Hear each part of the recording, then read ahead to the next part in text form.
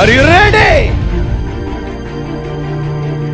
ఏ దేవుని మొదటి స్థానం ఇవ్వాలి. బి లోకములో ఒక్కసారే జీవిస్తాం. లోకములో ఒక్కసారే జీవిస్తాం. ఈ లోకములో మనం ఒక్కసారే జీవిస్తాం. అంతేగాని నువ్వు చచ్చిపోయినాక చచ్చికి డబ్బులు ఇచ్చినందుకు మళ్ళా పొట్టవు. అందుకని నీ బెస్ట్ దేవుని కృపతో ఈ లోకానికి ఇచ్చేయాలి. చప్పట్లు కొట్టలేదే. ఈ లోకంలో ఒకే ఒక్కసారి నువ్వు భర్తగా ఉండగలవు. మళ్ళీ ఉండలా? ఒకే ఒక్కసారి నువ్వు భార్యగా ఉండగలవు. ఒకే ఒక్కసారి తండ్రిగా ఉండగలవు.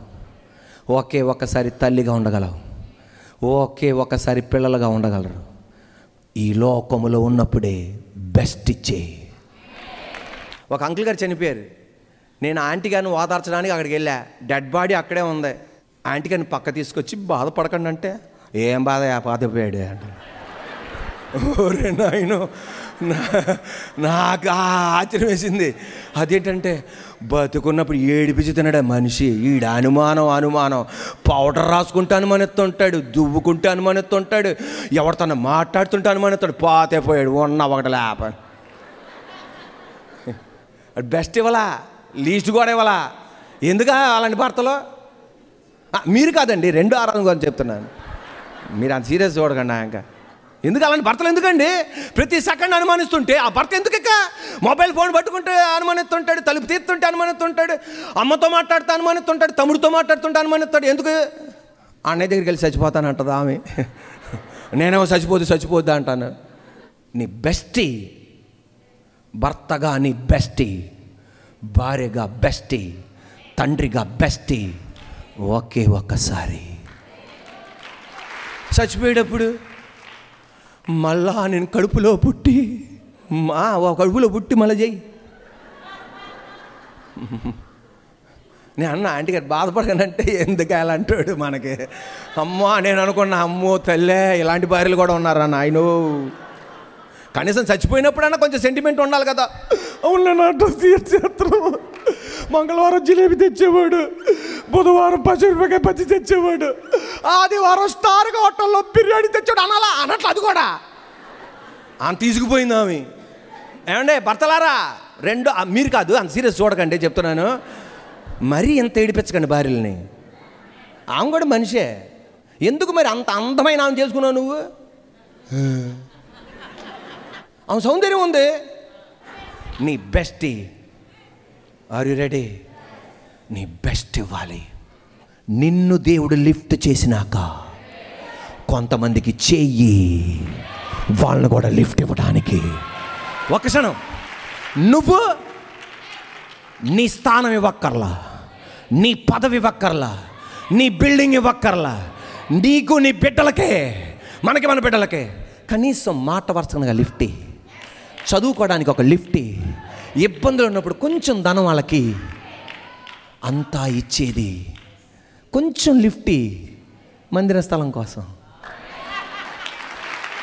కొంచెం లిఫ్ట్. హల్లెలూయా. లోకంలో బిల్డింగ్లు తీసుకెళ్ళావు, కార్లు తీసుకెళ్ళావు. నువ్వు ఎవరికైతే లిఫ్ట్ ఇచ్చావో వాళ్ళు బతికినంత కాలం చెప్పుకుంటూనే ఉంటారు.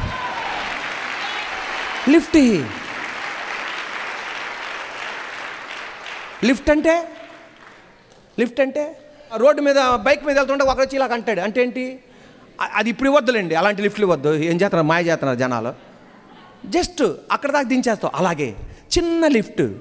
చదువుకోలేని వ్యక్తికి ఆ నెల ఫీజు కట్టేసే చిన్న లిఫ్ట్. వాళ్ళ బిడ్డలు చదివేసుకుంటారు. నిన్నెన్నడూ మర్చిపోరాళ్ళు, నీ కొరకాలు ప్రార్థన చేస్తారు. అయ్యా ఆ కుటుంబాన్ని ఆస్వాదించయ్యా అని. మందిర స్థలంలో కొంచెం లిఫ్ట్, దేవుడు నీ కొరకు అద్భుతంగా చేస్తాడు. Are you ready? దానియేలు ప్రధాన అధికారిగా మారాడు. ఈయన లిఫ్ట్లోకి వచ్చాడు.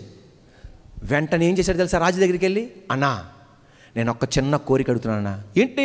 నువ్వు ప్రధానమంత్రి రా నాయన, మళ్ళా నన్ను అన్నా రాజు అంటే ఏమన్నా చేయన్నాడు.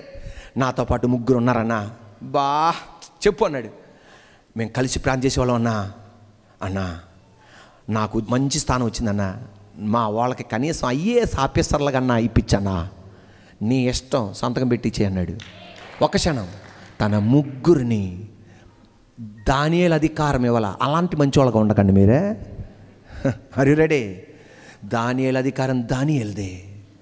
తన ముగ్గురు ఫ్రెండ్స్ని తన కింద అధికారులుగా కూర్చోబెట్టాడు. కొంచెం లిఫ్టీ. మీ అన్నయ్య పిల్లలు చదువుకోలేరు, కొంచెం లిఫ్టీ. మీ అక్క పిల్లలు చదువుకోలేరు, కొంచెం లిఫ్టీ.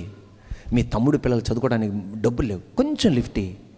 దేవుడు నిన్ను మర్చిపోడు. నేను ఇప్పుడు చెప్పాను దానియేలుది, అది దానియేలు గ్రంథం 2:48-49 ఉంటుంది. మీరు వెళ్ళి చదవండి. Are you ready? అప్పుడు రాజు దానియేలుని బహుగా హెచ్చించి అనేక గొప్ప దానములిచ్చి అతనిని బబులోను సంస్థానమంతటి మీద అధిపతినిగాను బబులోను జనులందరిలో ప్రధానిగాను నియమించాను. అంతటా దానియేలు రాజు నొద్ద మనవి చేసుకొనగా, ఆయన్ని హెచ్చించగా రాజు దగ్గరికి వెళ్ళి మనవి చేసుకొనగా, రాజు షడ్రక్ మేషక్ అబేద్నెగోను వారిని బబులోను సంస్థానం మీద విచారణకర్తలుగా నియమించాను. అయితే దానియేలు రాజ సన్నిధిని ఉండెను. ఒక్క క్షణం. Are you ready? లోకములో ఒక్కసారి ఉండేది, బెస్ట్ ఇచ్చేసి వెళ్ళిపోదాం. సి, ఏ దేవుని మొదటి స్థానం. బి, లోకములో ఒక్కసారే జీవిస్తాం. సి, కలలు స్వప్నాలు దర్శనం కలిగి ఉండాలి, కానీ గురి కూడా ఉండాలి. కలలు స్వప్నాలు దర్శనాలు కలిగి ఉండాలి, కానీ గురి కూడా ఉండాలి. కలలు స్వప్నాలు దర్శనాలు ఉండాలా, దాన్ని క్రియారూపకంగా పెట్టకపోతే చచ్చిపోయేదాకా కళలు స్వప్నాలు దర్శనాలు అలాగే ఉంటాయి. దాన్ని క్రియారూపంగా పెట్టాలి. నీకు ఒక గురి కావాలి. ఆ స్వప్నం, ఆ కళ, ఆ దర్శనం నెరవేరడానికి ప్రతిరోజు నీకు ఒక గోల్ ఉండాలి, ఒక గురి ఉండాలి. వారానికి ఒక గోల్ ఉండాలి, నెలకు ఒక గోల్ ఉండాలి, సంవత్సరానికి ఒక గోల్ ఉండాలి, 10 సంవత్సరాలకు ఒక గోల్ ఉండాలి, జీవితానికి ఒక గోల్ ఉండాలి. నువ్వు కన్న కళలు స్వప్నాలు దర్శనాలు నెరవేరిపోతాయి. గోల్ ఉండాలి. నువ్వు పాస్టర్ అవ్వాలనుకున్నావు, డాక్టర్ అవ్వాలనుకున్నావు, ఇంజనీర్ అవ్వాలనుకున్నావు, స్పోర్ట్స్ స్టార్ అవ్వాలనుకున్నావు, పొలిటీషియన్ అవ్వాలనుకున్నావు. కళా స్వప్నం దర్శనం మంచిదే, దానికి గురి కావాలి. ఆ కళా స్వప్నం దర్శనం నెరవేరడానికి రోజుకు ఒక గోల్ ఉండాలి, వారానికి ఒక గోల్ ఉండాలి, నెలకు ఒక గోల్ ఉండాలి, సంవత్సరం గోల్ ఉండాలి. అడిగి పెడతావు అంతే. నన్ను ఇప్పుడు చప్పలు కొట్టాలి. దేవుని కృప నీ మీద ఉంటుంది, దేవుని దయ నీ మీద ఉంటుంది. గమ్యానికి చేరతావు అంతే.